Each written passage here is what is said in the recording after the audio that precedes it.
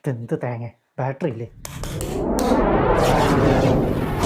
G ബൂംബ, ഞാൻ remote ഭൂതം.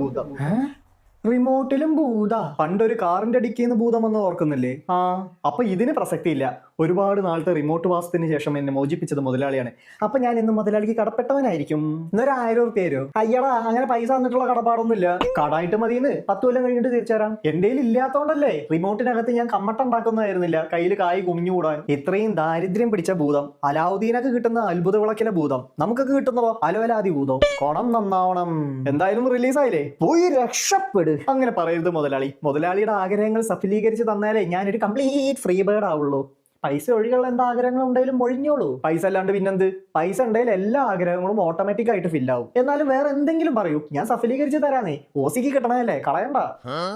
എന്നാലേ എനിക്ക് എന്തെങ്കിലും ഒരു ഷിപ്പ് ഉണ്ടാക്കി തരണം. കടലാസ് കൊണ്ട് മതിയോ? ഇപ്പൊ തന്നെ ഉണ്ടാക്കി തരാം. ഒരു ന്യൂസ് പേപ്പർ തരുമോ? ആ ഷിപ്പല്ല, ഇപ്പോഴുള്ള ഒരുപാട് ഷിപ്പുകളില്ലേ.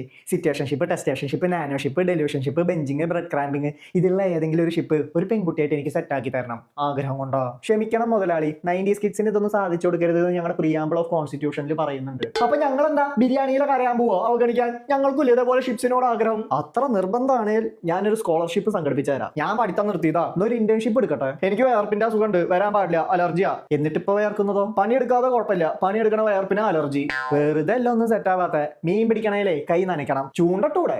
അവിടെ ചൂണ്ടട്ടിരുന്നോ? മീനില്ലാത്ത പോണ്ടിലെ ചൂണ്ടയും ഹെഡില്ലാത്ത തൊടിയിലെ തെങ്ങും ഒരുപോലെ, ഒന്നിനും കൊള്ളില്ല. മടുത്തു ഈ ജീവിതം. എനിക്ക് ഈ ലോകത്തോട് തന്നെ വെറുപ്പ് തോന്നുക. പോട്ടെ, വിഷമിക്കല്ലേ മുതലാളി. വേറെ എന്തെങ്കിലും ആഗ്രഹം പറ, എന്നെ അങ്ങോട്ട് വാനിഷ് ആക്കി കളെ. അല്ല പിന്നെ അത്രേ ഉള്ളൂ. ജി ബൂംബ, ദൃശ്യ അദൃശ്യ വാനിഷാദി ബൗദ് ചതുർഭുജ.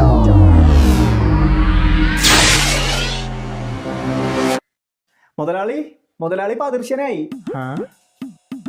ശരിക്കും അമ്മച്ചിയാണ്. ശരിക്കും എനിക്ക് പോലും കാണാനില്ല. അപ്പോ എനിക്ക് ആരെ വേണേലും ഞോണ്ടാൻ തല്ലാം, എന്നെ കാണൂലേ? തീർച്ചയായും.